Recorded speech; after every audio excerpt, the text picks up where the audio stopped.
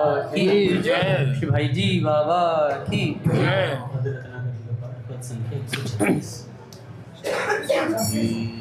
36 136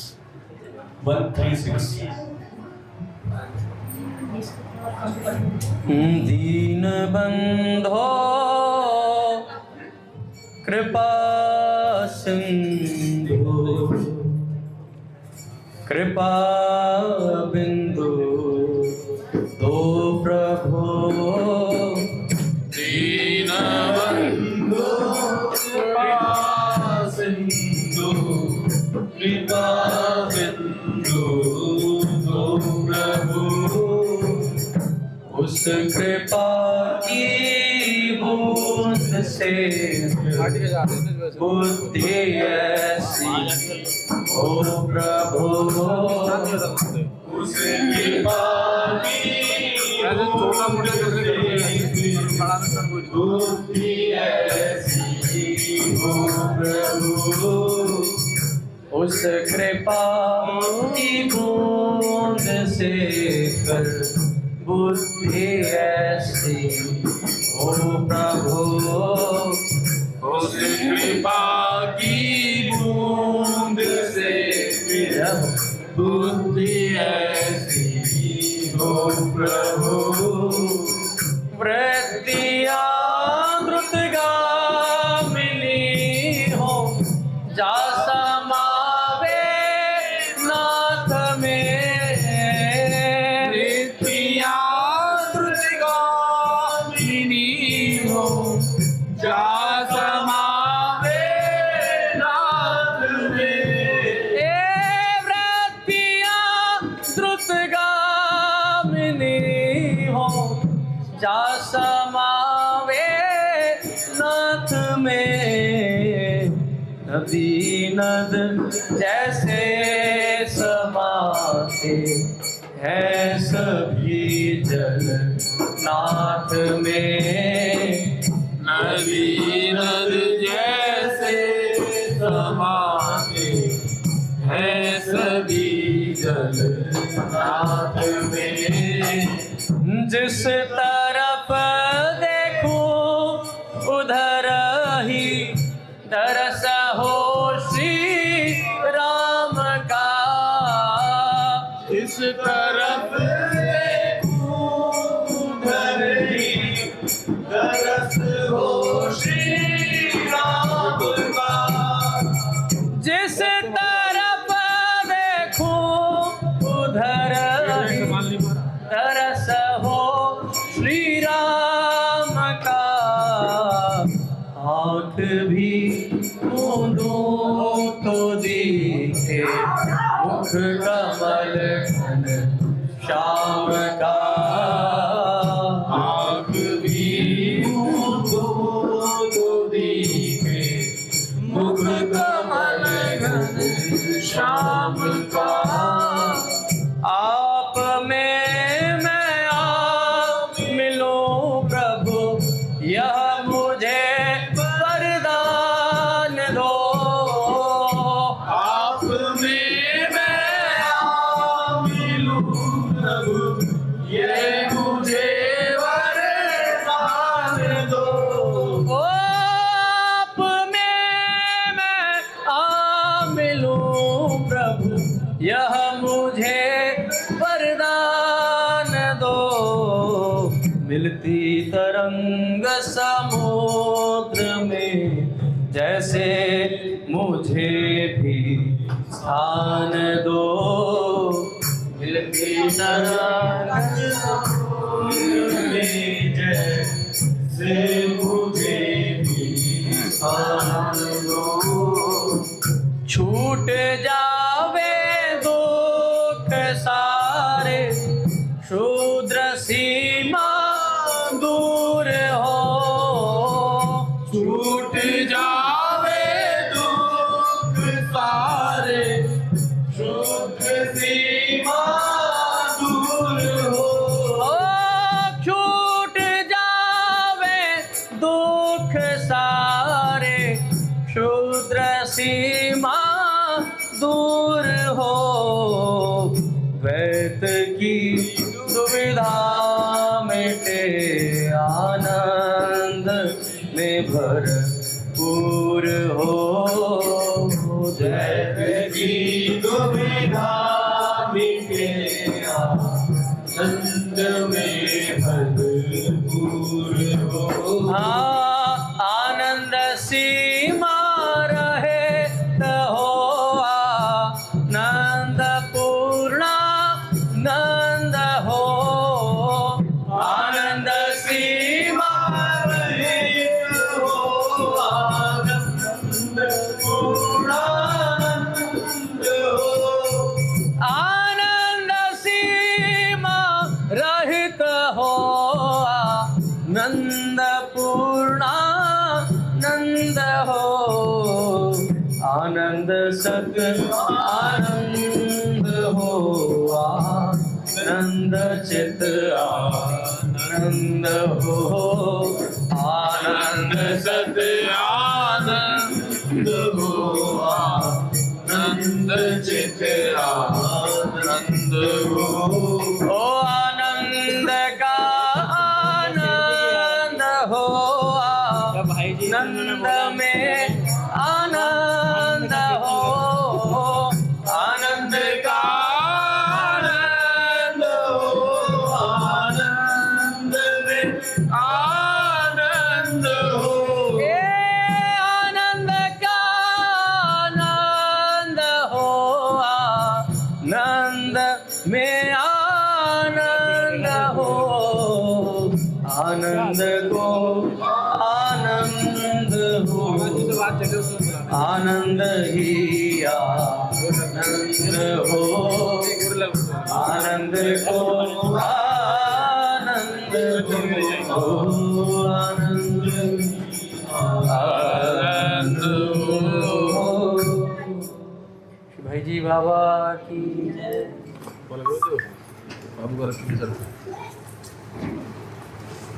वो किन की बात वाली उनकी बोल देगी जो गुरानी शरीफ गुरानी। भाई जी महाराज की पूज्य श्री राधा मेरा पूजन नहीं हो रहा, गुरुदेव का पूजन हो रहा है।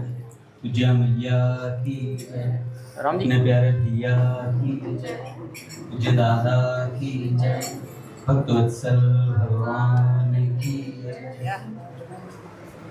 हरि बोल। बड़े सौभाग्य का क्षण है कि आज भी हमें कीर्तन और सत्संग का सौभाग्य प्राप्त हुआ है।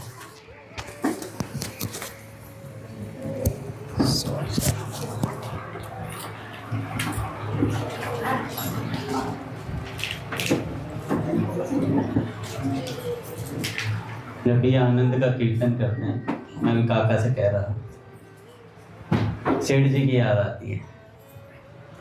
आप लोग अभी पूछे श्री सेठ जयदयाल गोयनका जी का चरित्र पढ़िएगा।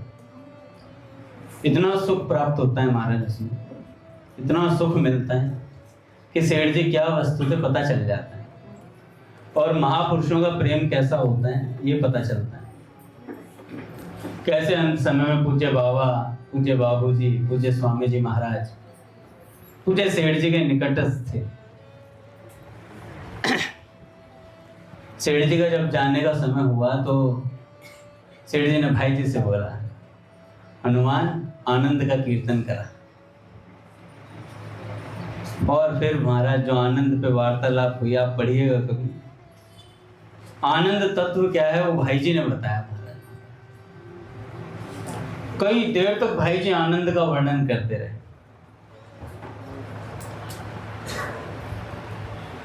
तो भैया इन महापुरुषों को जब देखते हैं, उस दिन पूज्य भैया कह रहे थे कि हम कभी याद करेंगे, हमने पूज्य श्री प्रेमानंद जी महाराज जी के कभी दर्शन किए थे, याद करेंगे इन संतों को, पूज्य मलुपीर सरकार के हमने अपनी आंखों से दर्शन किए, ऐसे ऐसे बोला करेंगे। ऐसी बात होती है भैया। जो जी संत यहाँ पे मौजूद हैं अभी, बाद में याद करता है व्यक्ति, जब मौजूद होता है तब नहीं होता है। अच्छा होता क्या है कि सहजता से प्राप्त है तो असहजता का अनुभव नहीं होता है ना। और जब वस्तु सहज नहीं रहती, जिस वस्तु का अभाव होगा उसके लिए त्वरा रहती है।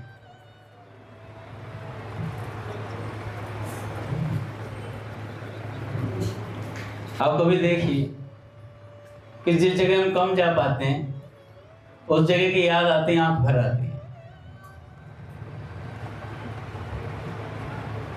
कभी काका जाएंगे, गिरधर जाएंगे, पूज्य भैया जाएंगे, कहीं दूर जगह जा रहे हैं, मुझे पता है, बताया इसलिए नहीं जा रहा है क्योंकि नहीं ये बात बोलने की। कोई संत कहीं जाते हैं तो हम उनके पीछे पड़ जाते हैं, वो किस भाव से जा रहे हैं, किस काम के लिए जा रहे हैं, हमें मिलना है बस।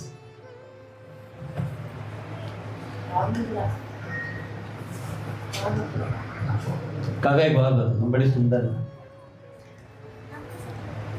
जब हमारी इच्छा पूर्ति नहीं होती है तो पूज्य श्री उड़िया बाबा से किसी ने प्रश्न किया, बाबा भजन क्यों करना चाहिए? बाबा कहते हैं हम छोटे हैं, अवगुणी हैं, दीनहीन हैं और दुखिया हैं, इन बातों को दूर करने के लिए भजन करना चाहिए। हम जिसका भजन करेंगे उसी के गुण हम में आ जाएंगे। अतः अपनी अल्प शक्ति एवं चाहना कामना को दूर करने के लिए हमें भगवान का भजन करना चाहिए। भगवान सबसे बड़े हैं, अतः उनका भजन करने से मनुष्य सबसे बड़ा बन जाता है। बड़े संग बड़ होता है जो वामन भुजदंड। तो भैया बड़े के साथ रहेंगे वैसा ही गुण आ जाएंगे हमारे अंदर। भगवान का नाम लेंगे, भगवान के गुण भीतर आ जाएंगे। आप देखिए महापुरुषों के साथ जो रहते हैं वो महापुरुषों जैसे ही होने लग जाते हैं। पूज्य भैया कल बता रहे थे, भगत जी पूज्य बाबा के साथ रहे, बाबा का अनुगमन किया, बाबा जैसे दिखने लग गए आखिरी में। और अपने पूज्य भैया के साथ कुछ भक्त लोग रहते हैं, जैसा जैसा भैया करते हैं वैसे वैसे ही करने लग गए। अनुष्ठान करते हैं, रात्रि को बैठते हैं, भजन करते हैं भैया।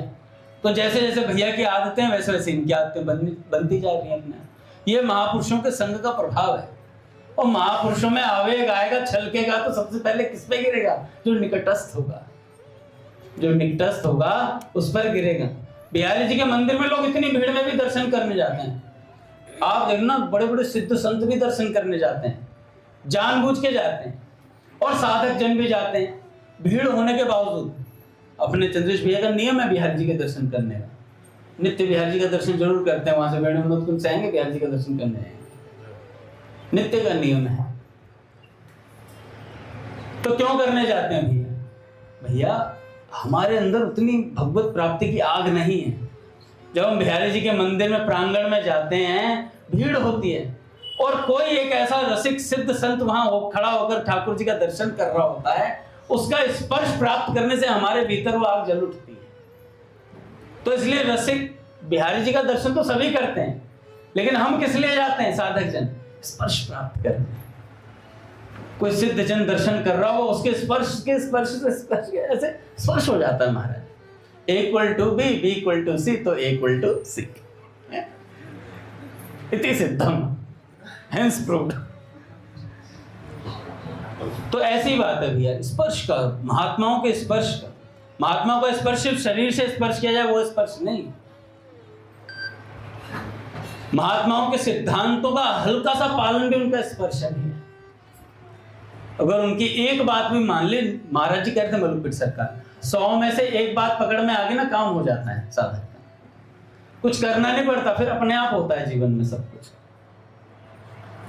भजन करेंगे उसी के गुण हम में आ जाएंगे। अतः अपनी अल्प शक्ति एवं चाहना कामना को दूर करने के लिए हमें भगवान का भजन करना चाहिए। भगवान सबसे बड़े हैं, अतः उनका भजन करने से साधक बड़ा हो जाता है, विषयी साधक हो जाता है, साधक सिद्ध हो जाता है। और सिद्ध का अनुराग तो अलग ही होता है भैया। भजन करने से क्या लाभ है? प्रेम किए बिना हमसे रहा नहीं जाता। प्रेम की पराकाष्ठा को पहुंच जाना, प्रेम स्वरूप परमात्मा को प्राप्त कर लेना ही भजन का मुख्य लाभ है। पट खोलेंगे महाराज। श्री राम जय राम, जय जय राम। श्री राम जय राम, जय जय राम। श्री राम जय राम, जय जय राम। श्री राम जय राम, जय जय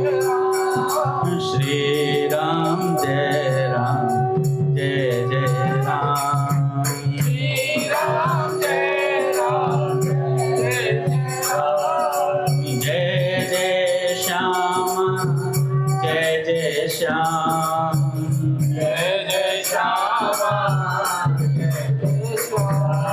जय जय श्री वृंदावन धाम जय जय श्री वृंदावन धाम जय जय श्री वृंदावन धाम जय जय श्री वृंदावन धाम। बोले राधा माधव सरकार की जय।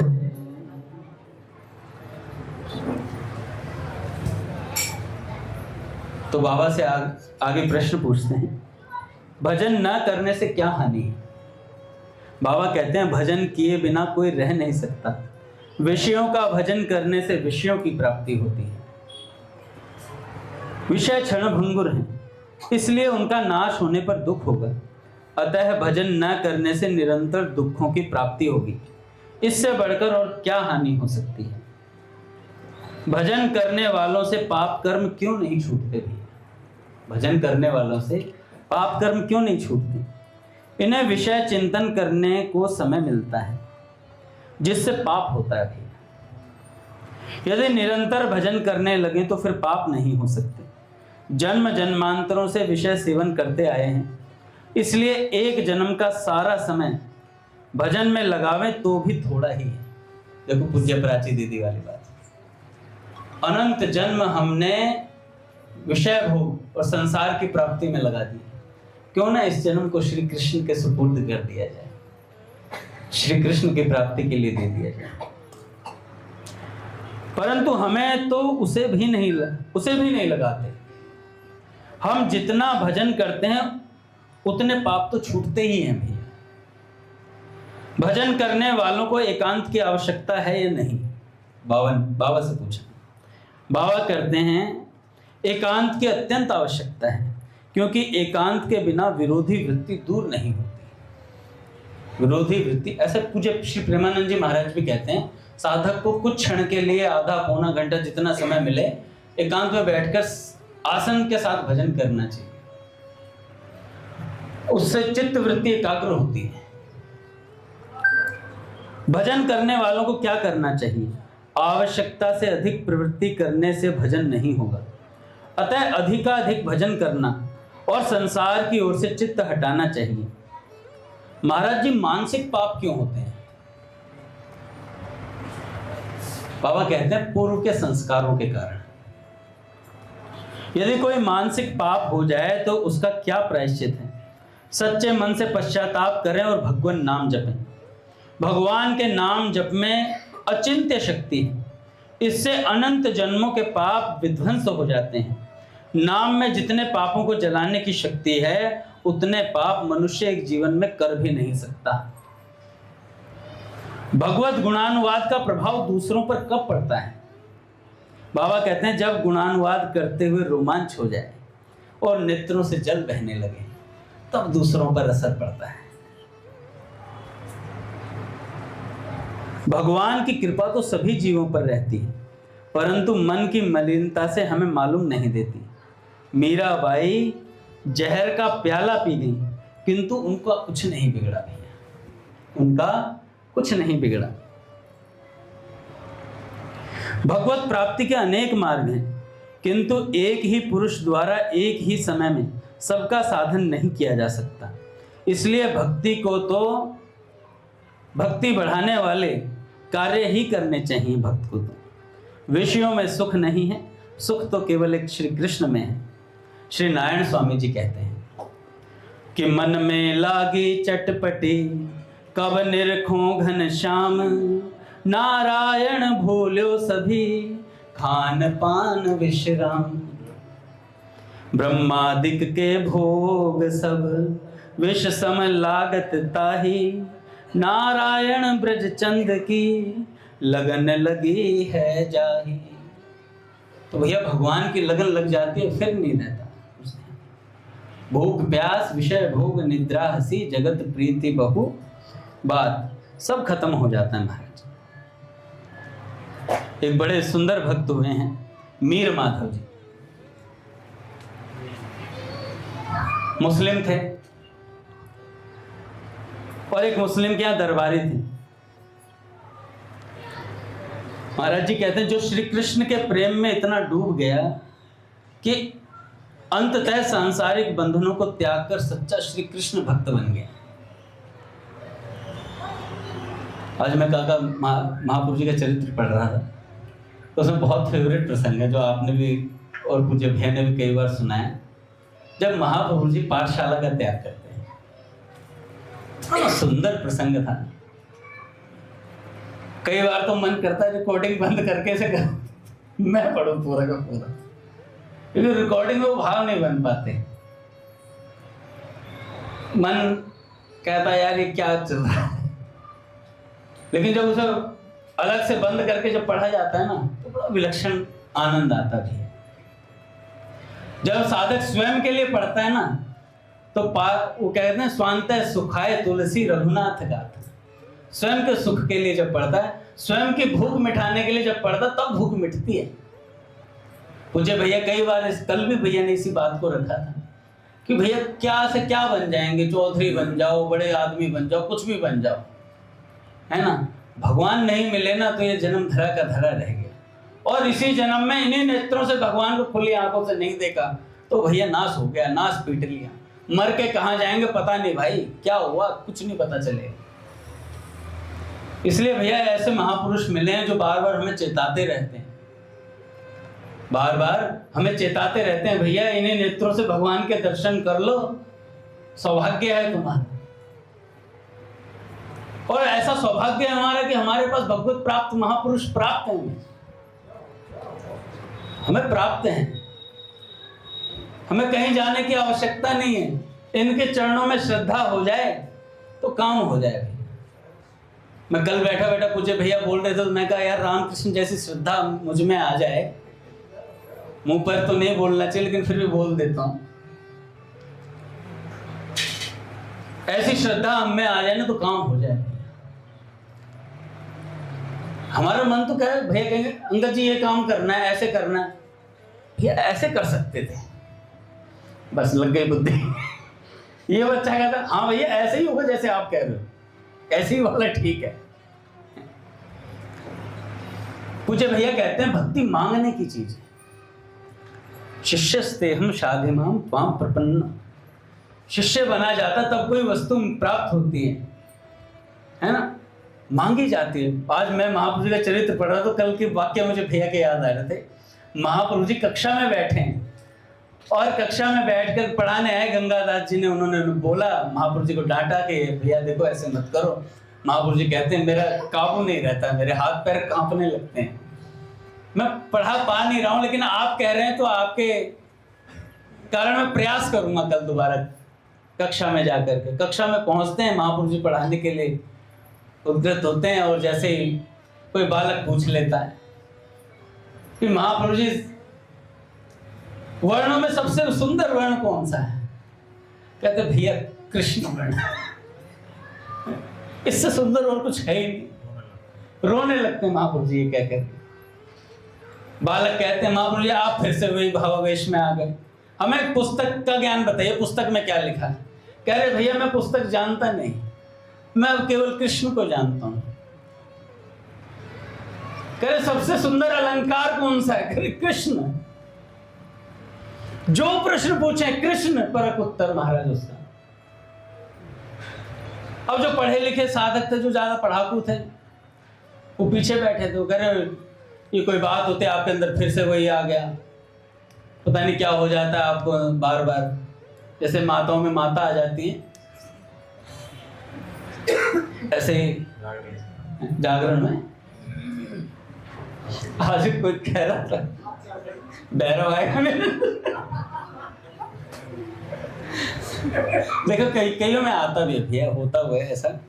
मैं ये तो हम लोग मजाक कर लेते हैं हल्का फुल्का, हमारी आदत है शुरू से इस तरीके से, लेकिन माँ से क्षमा मांगते हैं। तो क्या हुआ, महापुरुष से बालक कहने लगे, जो पढ़ाकू बच्चे थे, वो जो किताबी कीड़े थे, उन्होंने कहा कि माँ ये कोई बात होती है, आप ना पुस्तक का ज्ञान बताइए हमें, इसका वास्तविक अर्थ क्या है, अलंकार होते क्या है, इनको हमें पुस्तक से पढ़ाइए। महाप्रभु जी कहते हैं भैया मेरे को समझ में नहीं आ रहा, मैं करूं क्या?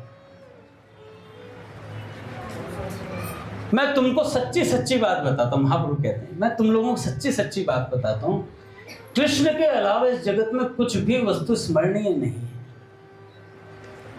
और श्री कृष्ण से सुंदर कोई नहीं है। सुंदर वर्ण पूछा, उनसे सुंदर कोई है क्या? ऐसे महाप्रभु ने समझाना शुरू किया, और महाप्रभु जी बोलते बोलते रुदन करने लगे। अब बालकों ने देखा भैया जो आगे बैठे थे, महाप्रभु जी ने भगवान के नाम की इतनी सुंदर व्याख्या करी, भगवान कृष्ण का इतना महत्व बताया, आगे जो कक्षा में छात्र बैठे थे वो कृष्ण प्रेम में रुदन करने लगे। जब ये पंक्तियां पढ़ रहा मैं कहा यार क्या आवेश होगा महाप्रभु जी का। अभी बात आई ना, उड़िया बाबा सरकार ने बोला कि भगवत गुणानुवाद का असर कब पड़ता है? जो भगवत गुणानुवाद करता है उसके रोमांच हो जाए तब सामने वाले पे असर पड़ता है। तो महाप्रभु जी रुदन कर रहे थे कक्षा में, और नेत्रों से आंसू बह रहे थे, और श्री कृष्ण का वर्णन चल रहा था महाराज। आगे वाले साधक सारे रो रहे हैं महाराज। और महाप्रभु जी ने कहा कि भैया देखो अब मुझे कृष्ण के अलावा कुछ दिखाई नहीं देता, और मुझे एक असाध्य रोग हो गया है, लगता मेरा जो पुराना वायु रोग था वो जागृत हो गया। ऐसी बात बोली और कहा कि अब मैं और तुमको पढ़ा नहीं पाऊंगा, अपनी किताबें बांधो, किसी और अध्यापक को ढूंढो। ऐसी बात बोलती महाराज साधकों के नेत्रों से जो विद्यार्थी थे ना, सारे विद्यार्थी रोने लगे और कहने लगे महाप्रभु आप हमारा त्याग न कीजिए, हम आपका अच्छे से अच्छे वैद्य से इलाज करवाएंगे, आपके वायु रोग को ठीक करवाएंगे। महाप्रभु जी कहते हैं अब ये रोग ठीक नहीं होगा भैया। कह रहे नहीं महाप्रभु हम इलाज करवाएंगे आपके रोग का। और ऐसा कहते कहते सारे रुदन करने लगे महाराज। अच्छा, इस भाव को देखकर, विद्यार्थियों के भाव को देखकर महाप्रभु जी भी अचंभित थे और रुदन करने लगे थे, बहुत ज्यादा भावाविष्ट हो गए थे इतना प्रेम देख करके, क्योंकि उन्हें तो कृष्ण के अलावा कोई देख ही नहीं रहा था। फिर भी कहते हैं भैया अगर तुम मेरे को कुछ देना ही चाहते हो, सब विद्यार्थी अगर आप मुझे कुछ देना ही चाहते हो, तो महाप्रभु जी विद्यार्थियों से मांगते हैं, कहते हैं आप मुझे श्री कृष्ण प्रेम दे दो, कृष्ण प्रेम की भिक्षा दे दो। ऐसी बात बोले भैया, इधर फट जाता है ये बातें सुन करके, पढ़ करके, कि भगवान की भक्ति भगवान मांग रहे हैं और हाथ पसार कर मांग रहे हैं महाराज। भक्ति कितनी उच्च कोटि की वस्तु है। ऐसा बोल करके महाप्रभु जी ने हाथ फैला दिए और विद्यार्थी महाराज वो फूट फूट कर रो रहे हैं। कह रहे महाप्रभु जी आप ऐसा ना कीजिए। कह रहे नहीं आप दूसरा अध्यापक ढूंढ लेना भैया, बच्चों दूसरे अध्यापक देखो। कह रहे आप जैसा अध्यापक कौन मिलेगा हमें, इतने प्रेम से पढ़ाने वाला, बात बात में सारे शास्त्रों को समझा देने वाला, ऐसा अध्यापक हमें फिर नहीं मिलेगा।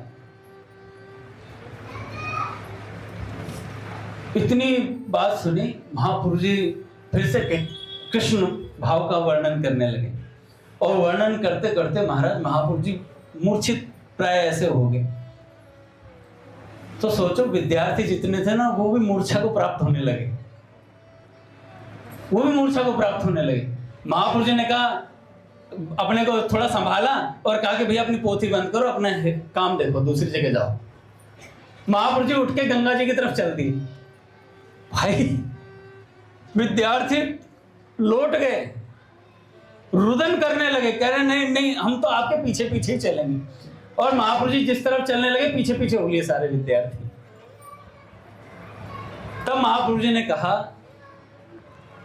अच्छा एक काम करते हैं, पढ़ा तो मैं तुम्हें पाऊंगा नहीं, अब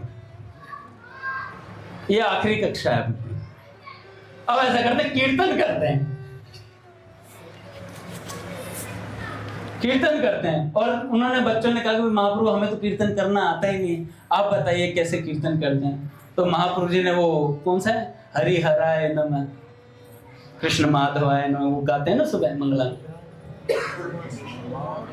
हरि हराय राम कृष्ण यादवाय नमः गोपाल गोविंद नाम श्री मधुसूदन।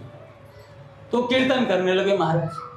और फिर तो भैया जैसे ही महाप्रभु जी ने कीर्तन किया, महाप्रभु जी के शब्दों में ही अलग आवेश था भैया। तो फिर सारे बालक पीछे पीछे गाने लगे कि भज हरे कृष्णा जब हरे कृष्णा, भज श्री हरि का नाम रे, भज गौरांग गौरांगो जपो गौरांगेर नाम रे हरे कृष्णा कृष्णा कृष्णा हरे हरे हरे राम राम राम हरे हरे। और महाराज पूरे विद्यार्थी सारे कृष्ण कीर्तन में मग्न हो गए। ये प्रथम कीर्तन था महाप्रभु जी का वहां पर, और सारे लोग जो आसपास के थे वो भी आ गए महाराज, सब कीर्तन करने। उन्होंने आज तक कीर्तन पद यात्रा तो देखी थी, लेकिन ऐसा कीर्तन नहीं देखा था आज तक। वहीं से महाप्रभु जी का कीर्तन की शुरुआत हुई। पूज्य भैया आ रहे हैं, तो फिर 5 मिनट में ओवर करते हैं। आज रात्रि को जागरण भी है, इसलिए भक्त लोग कम भी आए हैं आज, क्योंकि रात्रि को जगना है, नींद पूरी कर रहे हैं।